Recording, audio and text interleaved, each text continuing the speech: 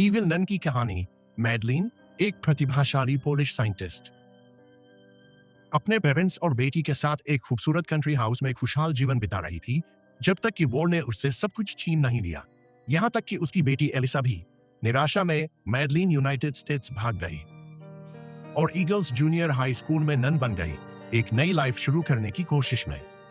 लेकिन अपने tragic past से परेशान, वह अपनी बेटी को वापस लाइफ में लाने के लिए एक्सपेरिमेंट्स करने से खुद को रोक नहीं पाई। धीरे धीरे अपनी बेटी को रिवाइव करने के ये प्रयास और भी डरावने होते गए।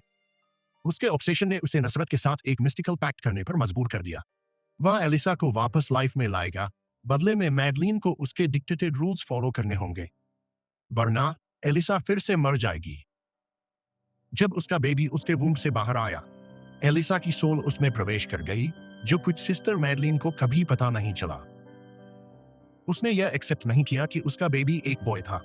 मदर सन रिलेशनशिप टाइम के साथ इंप्रूव नहीं हुआ और स्कूल की नन्स, जो पहले उसे डिवाइन ग्रेस से प्रेग्नेंट होने के लिए रिवियर करती थी, आखिरकार रियलाइज कर लिया कि वह कितनी ईविल थी।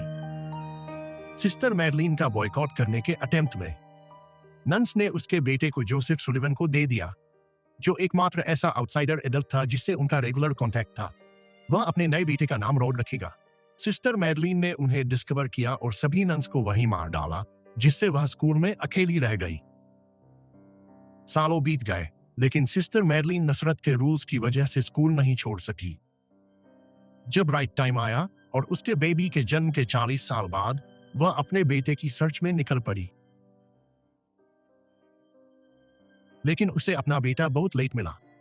रॉड फैक्ट्री से एस्केप करने की कोशिश कर रहे बच्चों द्वारा कंटेमिनेटेड आइसक्रीम टैंक में गिर गया था।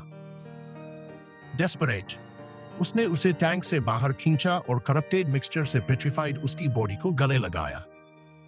यह उसके बेटे के लिए उसका पहला और एकमात्र सच्चा प्यार का एम्ब्रेस था। ईवल नन, एक औरत की कहानी जिसने अपने बेटे को फिर से गले लगाने के लिए अपनी आत्मा, अपना दिमाग और अपनी आजादी दे दी।